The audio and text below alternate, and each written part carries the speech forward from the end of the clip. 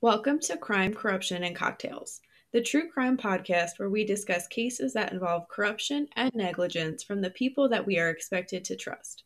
These cases range from the police ignoring protocol to corporations placing people's lives in jeopardy in order to maximize profit. Today, I'm drinking a Malibu Bay Breeze. What about you, Del? I'm having a twisted tea to go with this case, and on this episode, we're going to be looking at the Norfolk Four, who were Navy veterans that were accused of rape and murder in 1997.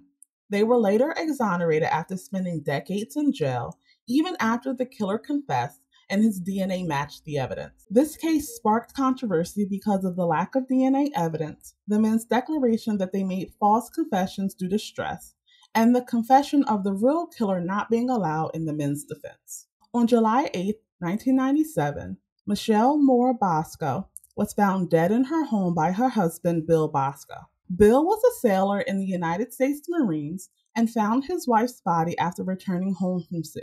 The couple lived in Norfolk, Virginia at the Bayshore Apartment Gardens. Norfolk is home to a major U.S. naval base, so many other sailors lived in the vicinity. Bill couldn't find the portable phone and went to his neighbor's apartment for help.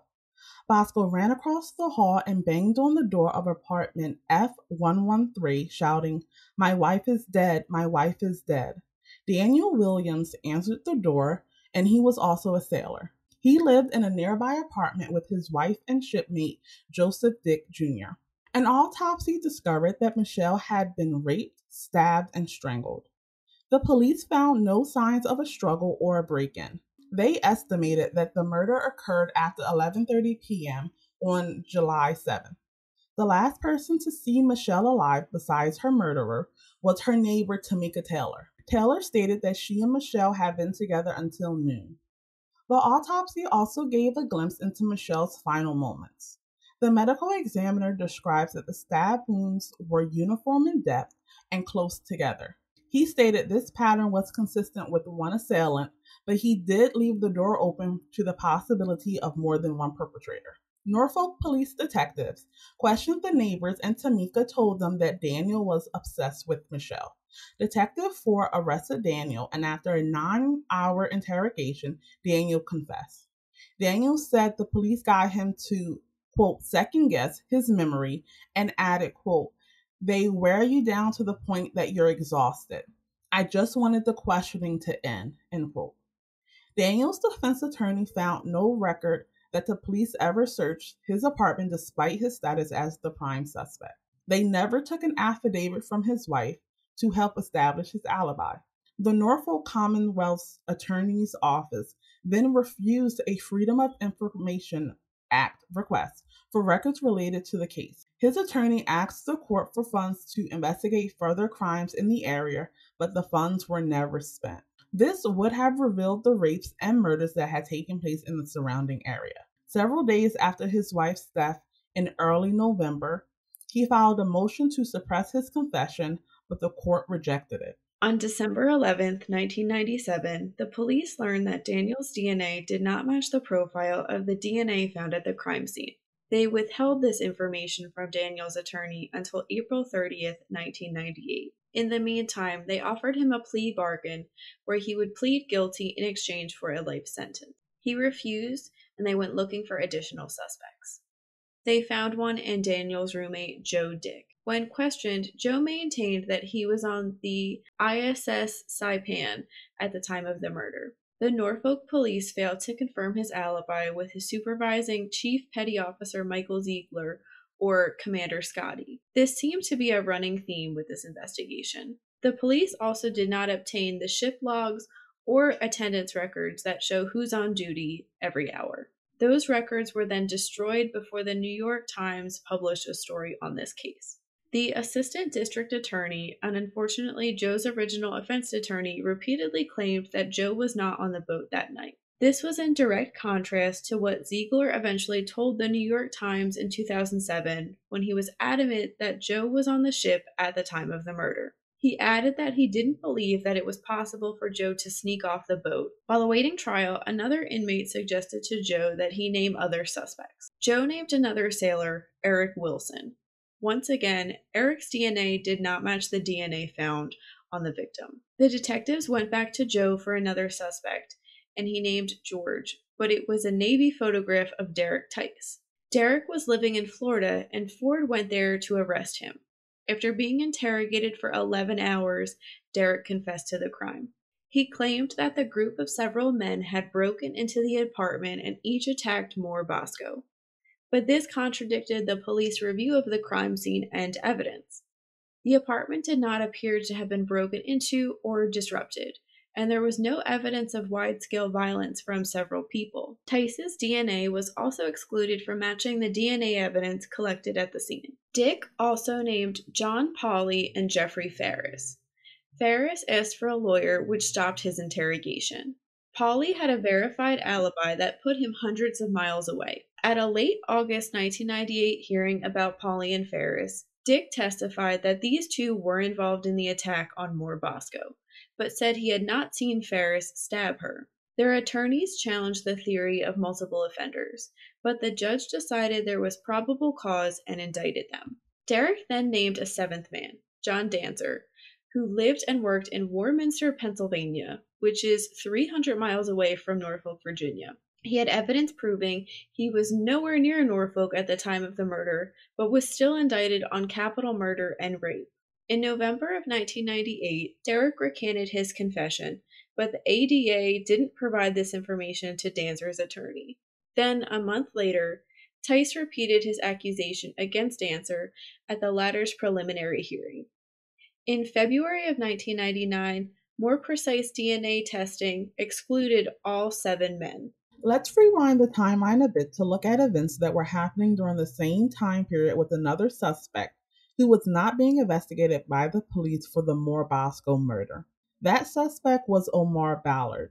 In the summer of 1997, Ballard met the Boscos. On June 27th, Ballard beat Michelle Morse with the bat at the same apartment complex where the Boscos, Dick, and Williams lived. His friend Tamika Taylor took him to the Boscos for shelter and turned away men who were looking for him. On July 27, 1997, which was 10 days after Michelle Bosco's rape and murder, Ballard beat and raped a 14-year-old girl about a mile away from the apartment complex. He was arrested and pleaded guilty to this crime on January 15th and the attack on Morse a month later. He was sentenced to 421 years for both attacks. In February of 1999, he sent a letter from prison to a female acquaintance threatening her and claiming to have murdered Michelle Mora Bosco.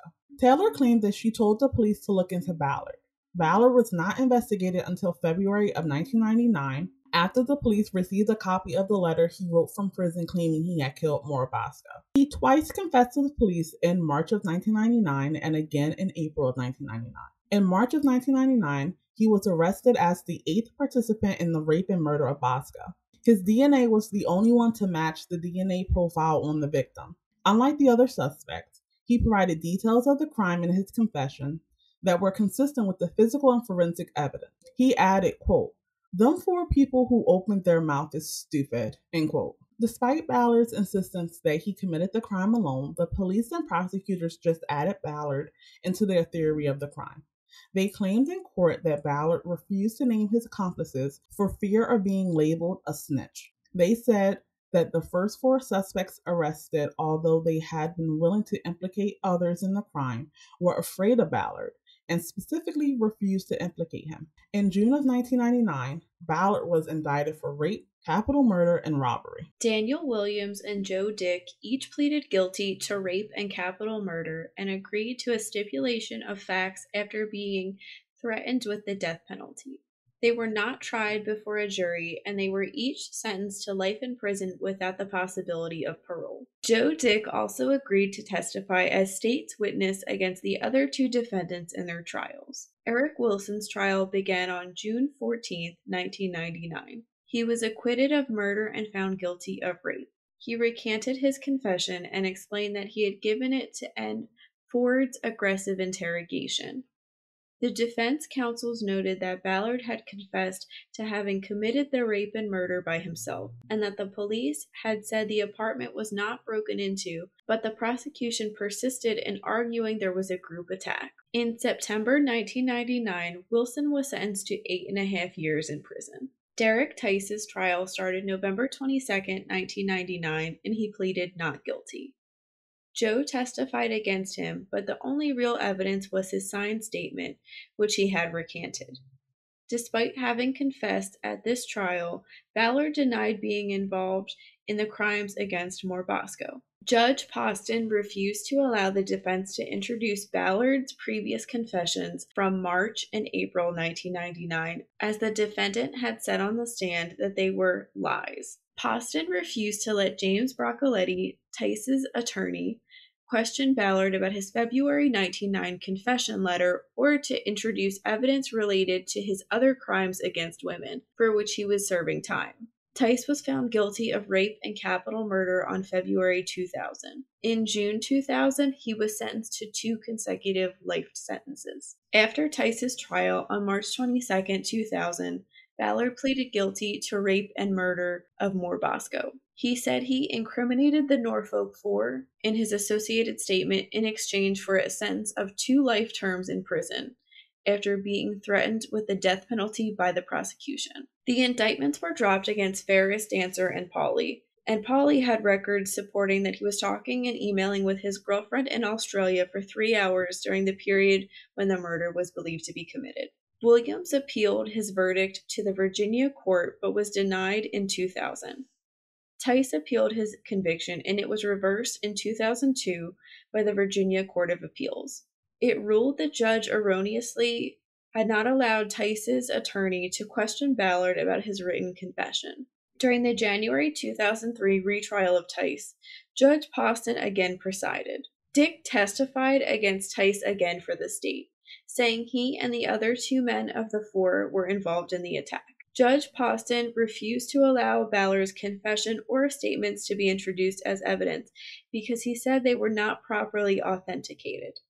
He did allow Tice's defense attorney to read Ballard's February 1999 confession letter aloud. Tice was again convicted by a jury and sentenced to 2 life sentences in prison. In 2004, the Innocence Project and 3 major D.C. law firms got involved in the Norfolk Four case. Derek's second conviction was overturned on November 27, 2006 by a Virginia Circuit Court for lack of adequate defense. Judge Everett A. Martin concluded that, quote, the police violated the well-established rule that once a suspect has invoked his right to remain silent, the police must stop questioning, end quote. In addition, there was no fingerprint, DNA, or other scientific evidence against Tice.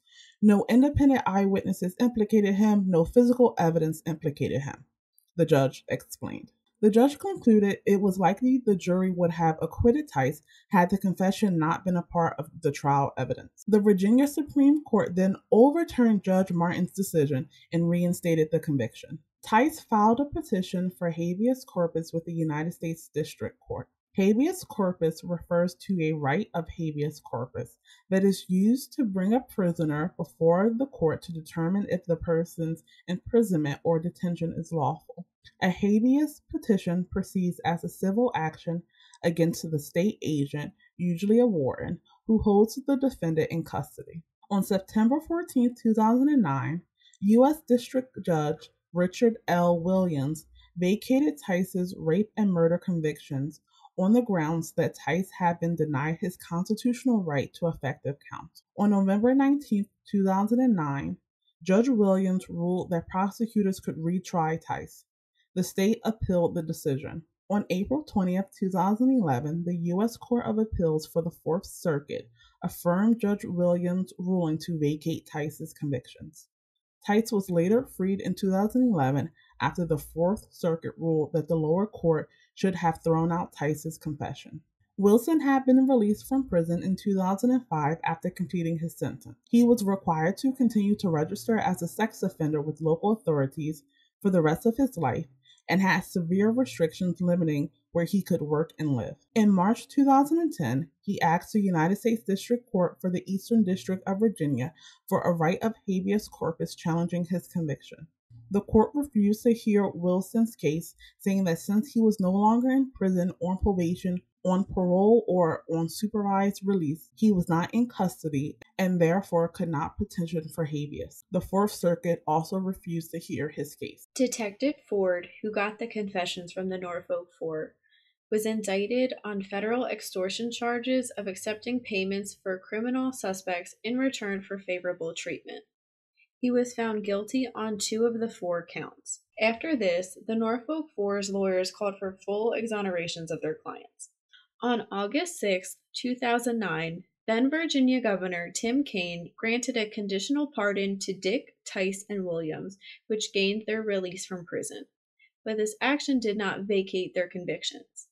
As part of the conditional release, the 3 men, like Wilson, were still required to register with local authorities as sex offenders and felons, a requirement that meant they had to frequently return to update their records and had severe restrictions on work, movement, and where they could live. In 2013, the Yale Law School's Supreme Court Advocacy Clinic filed a petition with the Supreme Court in order to overturn Wilson's conviction. All of his efforts failed due to his not being in custody anymore. After Virginia Attorney General Mike Herring conceded errors in the initial investigation and withdrew his office's longstanding opposition to their claims of innocence, Gibney vacated the convictions of Williams and Dick. The state withdrew all charges against them. In November 2016, the Virginia Attorney General instructed the Norfolk Police to videotape all interrogations and confessions in cases relating to homicides. On March 21, 2017, Virginia Governor Terry McAuliffe granted absolute pardons to the Norfolk Four. This cleared their names and removed them from the sex offender and felon registers. The Norfolk Four filed a civil suit against the city and state for their wrongful conviction. In December 2018, both jurisdictions settled. The Norfolk Four agreed to $4.9 million in compensation, and the state to an additional $3.5 million to be awarded in total to the 4 men. The unsung heroes in this case, and others like it, are the countless lawyers and other professionals who work to help secure the release of innocent people from prisons and jails.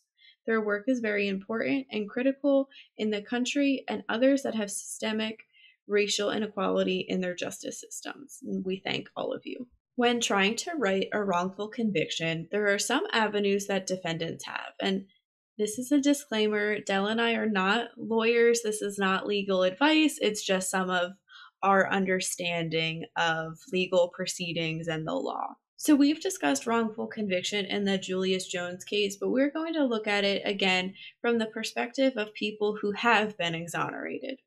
As a refresher, a conviction may be classified as wrongful for 2 reasons. The person convicted is factually innocent of the charges, and an example of this is when DNA evidence exonerates someone. And the Innocence Project reports that since 1989, 375 DNA-based exonerations have occurred.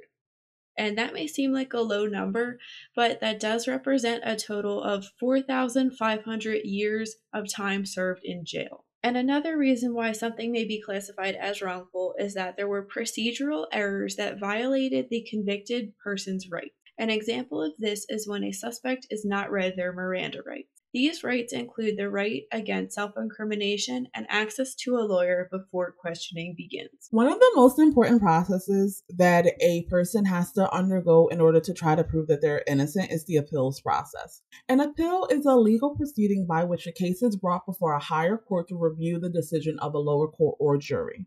Appeals courts can only re-examine evidence presented at trial, so new evidence cannot be submitted. Appeals happen at the state and federal level, with the terminal court being the U.S. Supreme Court for federal cases, and the individual Supreme Courts of each state being the terminal court for those cases. While we're on the topic of appeals, I just wanted to say it really doesn't sit right with me that you can get an appeal and then have the same judge on your trial, on your case.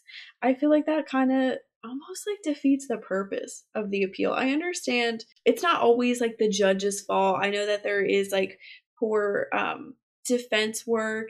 There's, the prosecution can use bad, like, forensic science. The jury can, show bias or whatnot. But I don't really like that. I feel like you're getting an appeal is kind of like a fresh start almost. So why not get a new judge? I absolutely agree with you, especially when the reason why it was appealed was a decision that you made as a judge. It seems kind of weird that they would say, well, you did something wrong. Now retry this case and don't do that again. That's a weird slap on the wrist. Clemency is the general concept of actions taken by executive officials in regards to penalties for criminal offenses without clearing them. So this can come in several variations. Amnesty is a pardon applied to a group of people versus a specific individual. For example, Jimmy Carter offered amnesty for draft dodgers.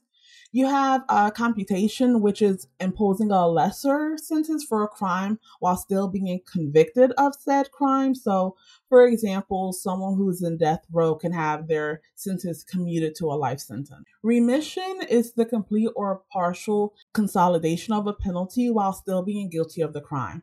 For example, if someone was sentenced to 3 life sentences and 1 was eliminated. Reprieve is the temporary postponement of the punishment for a crime.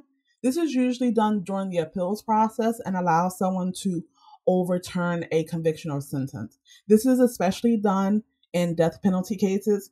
And another thing, when people are saying like celebrities get found guilty of a crime, but then they're released, this is also what's a part of that. Normally, when someone is going to jail for a really long time, the court will give them time to handle all their affairs because in prison, you're not allowed to do certain things like banking. Then we have a pardon, and a pardon is the elimination of a conviction and restores any rights that a person lost as a result of the conviction of a crime. Presidential pardons are only for federal crimes. The pardon can be as broad or as specific as the president wants. The aforementioned pardon by Jimmy Carter was a very broad pardon that didn't require Carter to list every individual he intended to be covered by it. Then there are gubernatorial pardons, which are for state crimes. Each governor has the power to pardon people from a crime committed within their state. Just like presidents can't pardon for state crimes, governors can't pardon for federal crimes. Then there are also pardon boards, and they cover all crimes that fall under their jurisdiction. Specific localities may have pardon boards, including states like Utah and Washington. And if everyone remembers from the Julius Jones case, the Pardon and Parole Board has a lot of power in his case. And I know I mentioned writing letters to them. If anyone feels so inclined, you can go on the Justice for Julius website and your letter or email will go to the Pardon and Parole Board. Many people seek pardons even after they serve their time when they were wrongfully convicted. This is because being a felon is not just about the time you serve. It has long-lasting consequences that can see you deny housing, public education funds, and losing certain rights like voting. Since a pardon removes or prevents a conviction, the negative consequences of a conviction are also removed, with the major ones being the requirement to register as a sex offender, which was the case with the Norfolk Four. I think that's something a lot of people don't realize, like once you get out of jail, you're not necessarily free. A lot of people, especially if a lot of people don't have money or a support system, they really struggle. Exactly, and that gets into life after an exoneration. People who have been exonerated are not given the same resources as parolees or probationers. They are often let go on their own to figure out how to adjust back in society. They often have trouble getting health insurance because being incarcerated is seen as a disqualifying factor. They have trouble getting a bank account because they don't have any established residency history, especially for people that's been wrongfully convicted for a long amount of time. And getting a job is difficult because even though they were exonerated in the eyes of the law, people still attach a stigma to people who have been in jail. And we're going to talk about that stigma in a little bit. I think the health insurance thing is so crazy. Why is that I mean, don't even get me started on all the issues the United States has with healthcare, but why is that like a disqualifying factor? Is that like, I don't know, it kind of makes me think of like pre-existing conditions. It's just like a way to discriminate against someone. Exactly. It's listed as a disqualification, just like pregnancy is. It's like just another reason for them not to provide health insurance. And the sad thing is, because of the piss poor medical care that they typically get in jail, a lot of them need a lot of medical workup after they leave prison. And that thing is really expensive. So they end up in a greater hole than they were before they went to prison. I will say my parents are nurses and they would have like inmates come in as patients sometimes, and they said they were always very nice. They were like some of the nicest patients, I guess, because they had guards. I don't know if it's because of this, but they did have guards with them. Exactly. And people have been to prison. They deal with unique traumas that a typical therapist may not be able to handle. One of these is prison rape. According to the National Inmate Survey, nearly 4% of inmates report being raped at least once, often with the threat of physical violence. This is usually not connected to homosexuality, but the control one prisoner wants to have over another. They usually choose victims who display feminine characteristics or are seen as weak, new, or lack the protection of another inmate. Sexual assault is already one of the most underreported crimes, and this is especially true in prisons. There's obviously a lot more men in jail than women. I don't have like numbers to back that up, but a lot of people do think, like men can't be raped, men can't be assaulted, things like that, but they clearly can. And I'm sure that adds to the stigma of being a victim and survivor of sexual violence too. And Del, what you just said, how it's not usually like a sex thing, it's about control. That's exactly like what rape is, and that's something else people don't really understand. It's not really about sex, it's about power over someone else. Right. And the stigma of having been raped in prison lives with the prisoner as long as they're there. You're always that target. You're always that person that can be attacked repeatedly. So in a lot of cases, and people have interviewed felons and prisoners to find out exactly, what the cultural dynamic is. And it's a thing of, if you're not ranked high enough, you become the target for repeated victimization. Another aspect that a typical therapist may not be able to deal with is the fact that felons have a high sensitivity to authority. In prison, they're really regimented and regulated, sort of like the military. And because of that, they become super sensitive to people telling them what to do. And this can play out in two different ways. One, they can be hypersensitive to the point of, if anyone raises their voice at them, they cower in fear, like someone that has PTSD. Or they can lash out and attack anyone. For example, a store is closing and the security guard is saying, hey, the store is closing in 2 minutes, hurry up. While we view that as, he's being a little rude, someone who's been to prison can view that as, oh my gosh, what did I do wrong? Or, okay, I'm getting ready to go beat his ass because he just disrespected me. And this is all wrapped into prison culture. And prison has its own unique culture that is influenced by the cultures of the people that's in there and the way that they have to live their life. One person said, you learn to behave, but you learn quickly. You don't get too comfortable with people. They can be deceptive and cunning and want to exploit you. Avoid behaviors that won't be tolerated, such as debt and theft. Protect yourself physically and mentally. Stay strong. Handle your own battles. Be confident and decisive. This quote came from a high-ranking gang member. And he confessed that he would initiate newer prisoners into his gang by having his gang members rape them. That was his way of establishing control and dominance over it. And he said that that's what prison culture was. You're always jockeying for position. You're always trying to figure out how you can be the biggest and baddest on the yard. It's so disgusting and sad to hear. Del, have you ever seen the show 60 Days In? I have not seen that show, but I've seen other shows with a similar plot line. Okay, so for anyone that doesn't know, 60 Days In is an American reality show where normal, I guess, civilians go into jail for 60 days, like undercover almost, to just like experience what jail is like and to kind of, I guess, get perspective on jail and inmates and all that. And when you were saying that, it just makes me think of that show and how wild some of it is. Like I know, I think on one of the most recent seasons, one of the guys that was participating on the show, so just a civilian, like didn't commit any type of crime, he was like really starting to get like a lot of respect in the jail, and like he even bought like a knife to protect himself, and like he was like one of the ways they showed how people assert their dominance was like cutting in the lunch line, and he was like going right ahead and doing that. And then this other woman that was on the show, I think she was kind of intimidated by the people that she was, I guess, like rooming with, if you can say that, but they kind of like coerced her into peeing for someone so that they could pass a drug test and like get out of jail. And she did it, and the person ended up getting out of jail.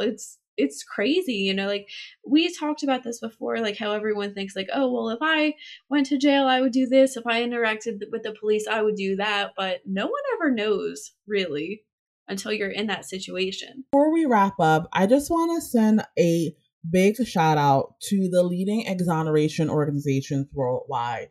And this list is not exhaustive by any means, but when looking at the most recent exonerations, these companies have really been the driving force behind that. So they are the Innocence Project, the American Civil Liberties Union, Innocence Canada, the National Registry of Exonerations, and the Exoneration Initiatives. Again, just a big thank you to these organizations because they are really doing important work, and they really are fighting for the people that typically people write off and don't have a voice to really fight for themselves. Definitely. And if you are in the United States, I believe every state has an Innocence Project. So if you'd like to get involved somehow, I'm sure you can find a way to help them out, whether it's volunteering or donating. You know, it's expensive to get testing done and to hire attorneys and whatnot. So I'm sure they would appreciate any amount you can give them if you are in the position to do so. I'm sure all of these organizations would really appreciate that, as well as the inmates who are fighting for their innocence. We would like to thank our wonderful patrons who support this channel. Jonathan, Felicia, and Marissa, your support means the world to us, and we truly thank you for supporting us and what we do. That wraps up this week's case. Thank you for listening. Let us know in the comments what you think about the Norfolk Four and how people who are wrongfully convicted often have to wait decades for justice. Make sure you click the subscribe button. You can find us on your favorite podcast platform and YouTube every Wednesday with a new episode. Follow us on Instagram at Crime Corruption Cocktails and on Twitter at Charade Inc. Please consider donating to our Patreon, just like Jonathan, Felicia, and Marissa have. This will help us get better quality equipment and bring higher quality content to you. We appreciate any amount you can give. This is Jenny and Dell signing off. Stay safe.